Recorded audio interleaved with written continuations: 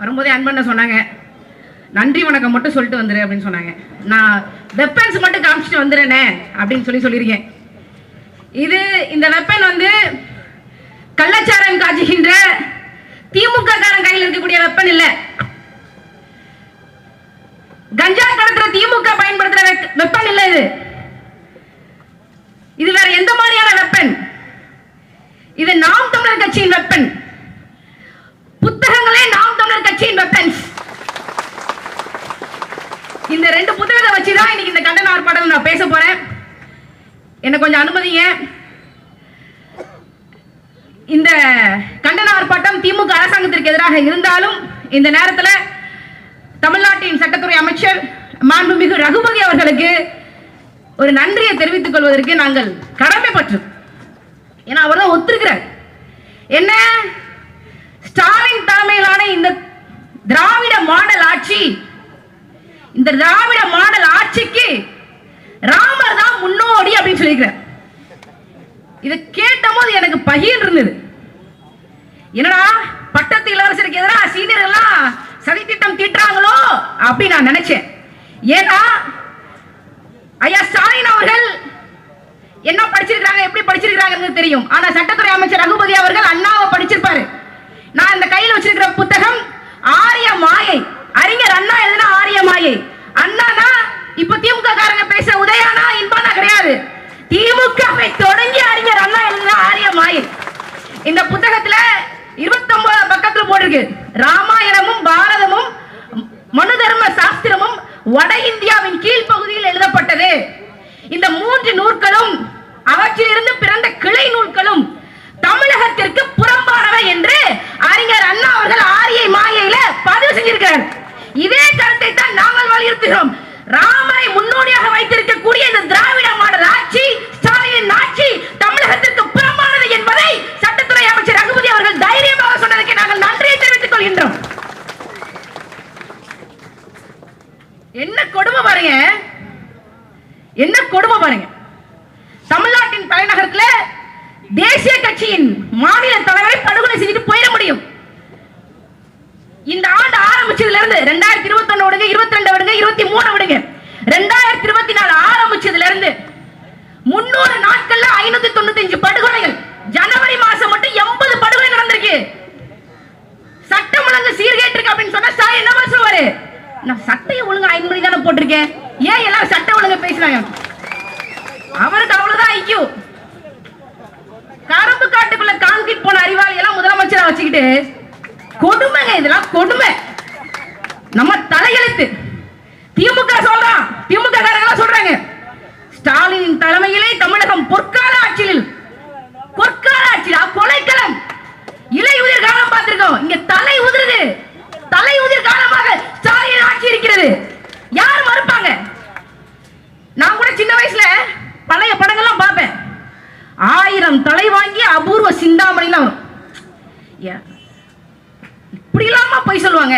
அது எப்படி ஒரு 1000 தலை வாங்க முடியும் அப்படின்னு நான் நினைப்பேன். ஆனா 1000 தலை வாங்கி அபூர்வ சிந்தாமணிக்கு வாழும் உதாரணமாக வாழ்ந்து கொண்டிருக்கிறார் தமிழ்நாட்டின் முதலமைச்சர் ஐயா ஸ்டாலின் அவர்கள். இந்த ஆண்டுல மட்டும் 600 தொற்றுக்கு போறதுக்குள்ள 1000 தலை வாங்கி அபூர்வ சிந்தாமணியாக மாறி விடுவார். கொடுமை. மின்கட்டண உயர்வு. எல்லாரும் திமுக இருக்கிறவங்க ஒரு மூலை இல்ல, நமக்குலாம் ஒரு மூளை வச்சு ஆண்டம் படைச்சிருக்காங்க. திமுக மட்டும் 5-6 மூளையை வந்து இந்த மண்டபத்தை வச்சு ஆண்டம் படைச்சிட்டான். ஈபி வந்து நஷ்டத்துல போகுதுங்க. எவ்வளவு நஷ்டத்துல போகுது?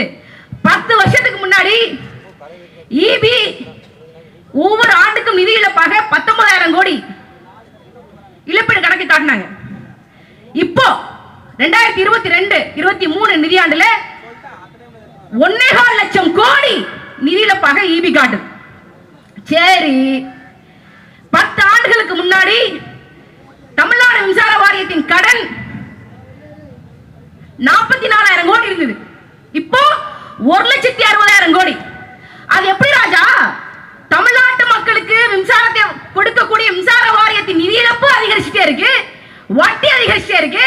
ஆனா திமுக காரர்கள் ஸ்டாலின் குடும்பத்தினுடைய சொத்து பட்டியல் இந்த 10 ஆண்டுகள் அதிகரிச்சுட்டே போகுது. அதுக்கு என்ன காரணம்? அகண்ட விரிஞ்ச காவிரி கூகி போகுது. திருக்குவளையில பிறந்து மஞ்சப்பை எடுத்துட்டு திருட்டுறையில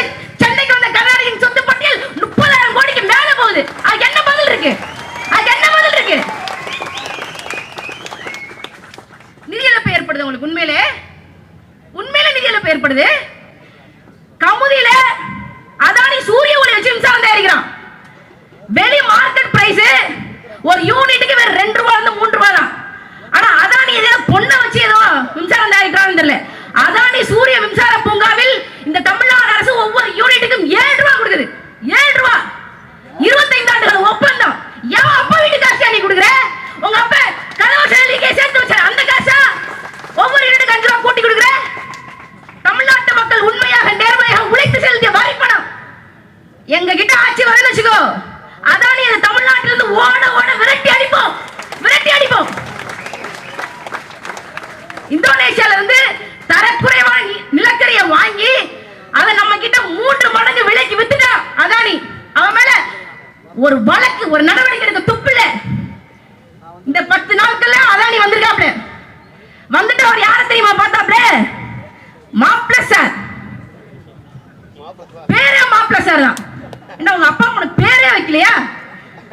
எதுக்கே போறாங்க? எல்லாரும் நினைச்சிட்டு இருக்கீங்க காட்டுப்பள்ளி துறைமுகத்துக்காக பார்க்கணும். நோ, அதெல்லாம் இல்ல. பட்ஜெட்ல நிர்மலா சீதாராமன் சொல்லியிருக்காங்க, இனிமேல் அணுவை வைத்து மின்சாரம் தயாரிக்கக்கூடிய அணுமின் ஆணையத்தையும் தனியார்களை எடுத்து நடத்தலாம் என்கின்ற ஒரு சட்டத்தை ஒரு திட்டத்தை பட்ஜெட்ல நிர்மலா சீதாராமன் சொல்றாங்க. அதானி 44,000 கோடியை வச்சுக்கிட்டு இந்த மாப்பிள சாரை பார்க்க வந்திருக்கிறான். நான் தனியார் முதலாளி அதானி, நான் அணுமின்னை வைத்து தனியார் மின்சாரம் தயாரிக்க போறேன், எனக்கு அனுமதி தாங்க அப்படின்னு சொல்லி இங்க இருக்கக்கூடிய மின்சாரத்துறை அமைச்சர் முத்துசாமியை பார்க்கல, மாப்பிள சாரை பார்க்க வந்திருக்கிறாங்க. ஆட்சி அதிகாரம் யார்கிட்ட இருக்கு தெரியுமா? இவங்க கிட்ட தான் இருக்கு. இந்த நேரத்துல ஐயா ஸ்டாலின் அவர்களுக்கு நான் சொல்ல கடமைப்பட்டது ஒன்னே ஒண்ணுதான். 1982 பட்ஜெட் கூட்டத்துல உங்க டாடி உங்க நைனா மு கருணாநிதி ஒரு உரையாற்றினார். மின்சார உற்பத்தியை இனிமேல் தனியாரே செய்யலாம், அது லாபகரமாக இருக்குமே ஆனால், ஆதாயம் தரத்தக்க அளவில் இருக்குமே ஆனால் தனியார் மின்சார உற்பத்தியை செய்வதற்கு அனுமதிக்கப்படுவார்கள் என கவர்னர் உரையிலே உரிமை வழங்கப்பட்டிருக்கிறது.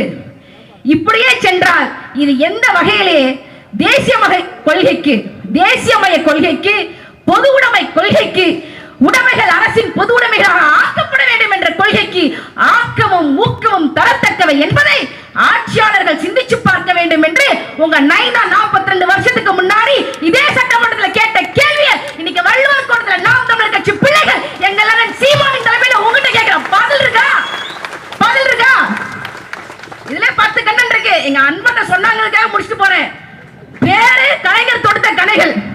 கலைஞர் தொடுத்த கணைகள் எம்ஜிஆர் வீழ்ச்சியா இல்லையான்னு தெரியாது, ஆனா வந்து சேர வேண்டிய இடத்துக்கு பத்திரமா வந்து சேர்ந்துருச்சு. இனிமேல் நாங்க தொடுக்கிற கணைகளுக்கு நீங்க பதில் சொல்லித்தான் ஆகணும் ராஜா, பதில் சொல்லித்தான் ஆகணும். சொல்ல வைப்போம். என்ன பண்ணிடுவீங்க?